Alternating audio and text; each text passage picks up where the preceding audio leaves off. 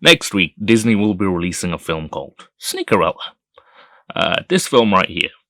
Essentially, it's Cinderella, but instead of a glass slipper, it's a fresh, dicey sneaker.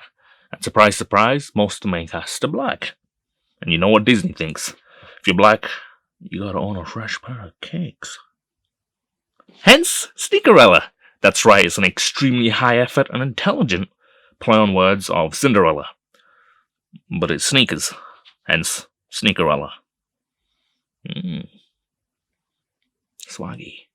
Now let's face it, Sneakerella is just a dog shit idea, right? Nobody wants that. I can only thank the big boy down there that Disney didn't release Cheaperella to appeal to the Indians. Because again, nobody would want that. Now I can imagine Disney's reasoning for making such a film would be something like, we were trying to diversify cinema, yada yada. We were trying to add more representation, yada yada. You know, the usual suspects when a community gets something that nobody asked for. In my opinion, I'm sure most people will be able to get this. The mark of a good film, right? Diversity with ethnicity and background is greatly appreciated. It really is. But before that, a film is about creating an emotional experience that anybody should be able to empathize with. And then, maybe within that, it resonates with a particular group of people even more. Anybody should be able to empathize, and some people should be able to relate. That's a good film right there. Easy said than done, obviously, but, you know, that's a good fucking film. So I can't help but think, who even wrote Sneakerella? This shit's wacky. So a quick Google later, I realized that 3 of the 4 writers are white. And the last one's black. So I guess Disney will be glad they got the alibi in check. It's funny, Sneakerella even releases on Friday the 13th. Very fitting considering how scarily out of touch Disney can be. Nightmare on Elm Street? No! Nightmare on every street. Because you can watch it at home. This shit goes live on Disney Plus. This is just Looney Tunes shit. It's all way too wacky, right? How could Disney write Sneakerella? In all honesty, it kind of seems like something I would write. It's fucking hilarious. Low effort comedy is my bread and butter. But Disney? Disney wrote this? So after a quick little Google search, I realized that Disney, honestly, they can't be racist. Sneakerella is not a racist idea. It's not prejudicial. There's no discrimination whatsoever. It's good. It can't be weird. It can't be racist. You know why? Because the director of Sneakerella is the whitest bitch I've ever seen. She directed Sneakerella. Come on.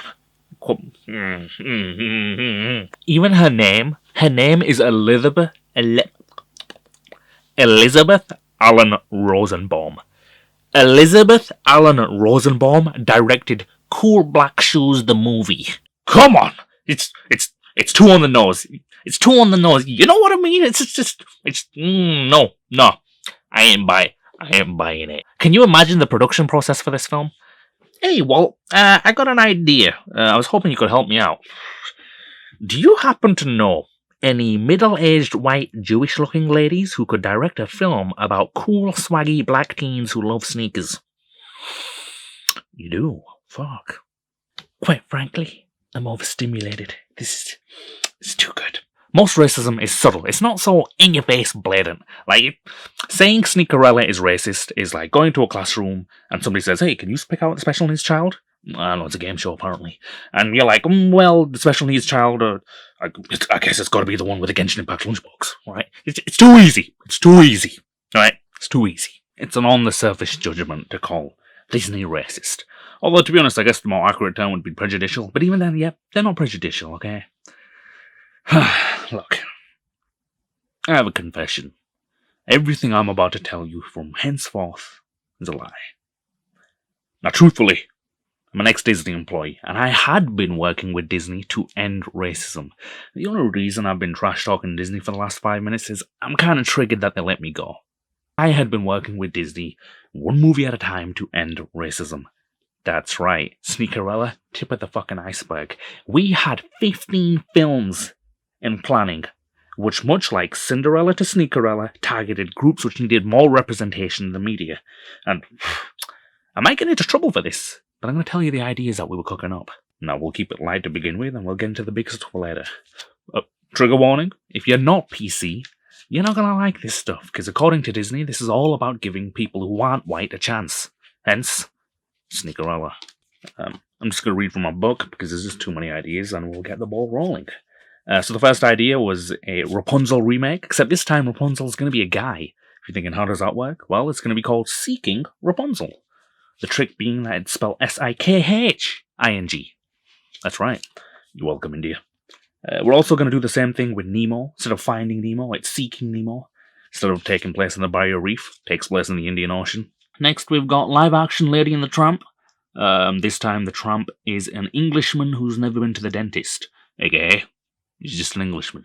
Beauty and the Beast? Nope. Disney is now introducing Beauty and the Bulgarian.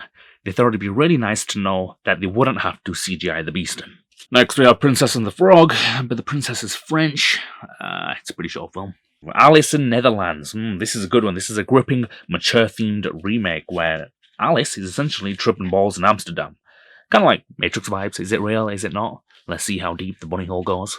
After that, we would have a live-action Zootropolis, and the idea would be to hire anybody who isn't white. If you think, wow, Zootropolis, people of color are animals, how creative. If you think I'm being lazy, Sneakerella. Get the fuck out of here. Then there would be Snow White and the Seven Dwarfs. Nope. How about Snow White and the Seven Indonesians? Again, why should Disney CGI the dwarves when they could just hire 7 of their special children?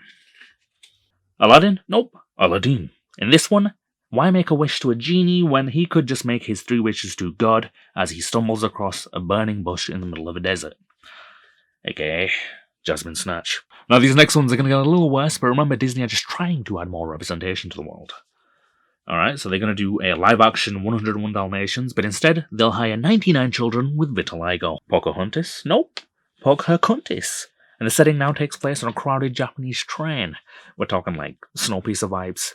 The next one will be The Little Mermaid. Nope, The Little Maid.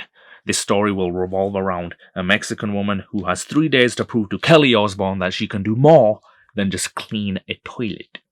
If you kick every Latino out of this country, then who is going to be cleaning your toilet, Donald Trump? This is the sort of group representation that Disney were aiming for, right? But I think, why end it there? Why go for a group-by-group basis? I say that everybody should get Disney films on an individual basis, right? Everybody's entitled to feel good about themselves and feel represented. What do I mean by that? So, for example, Hercules. But I say we make a film called Hurt Her Knees, and it's a biopic starring Kim Kardashian. You know what I mean? So like we make a sequel to Ratatouille, except we call it Poutine. Instead of an angry rodent trying to dominate a man's scalp, it's an angry rodent trying to dominate the Ukraine.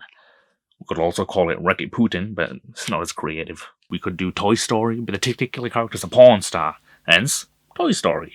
I don't know, maybe it could star some sort of bitch who's purple. Buzz Lightyear gets shoved into Infinity Beyond, and Woody? Well, Woody's just gotta stay Woody. To be honest, I don't know if those last 2 films are even Disney. I know this next one is. Lilo and Stitch? Nope. Lilo and Bitch. And the extraterrestrial alien is played by Jada Pinkett Smith. Finally, we have Sleeping Beauty. Nope! Disney is now introducing Beauty Sleeps, starring Bill Cosby. Yeah. The point that I'm trying to illustrate here is that Disney, with the release of Sneakerella, is ending racism as we speak. They're doing God's work. It's pretty unorthodox, but it's essentially the syndrome route, right? Disney are thinking when everybody's super, no one is. Okay? When everybody's racist, no one is. Sneakerella, guys. Good shit.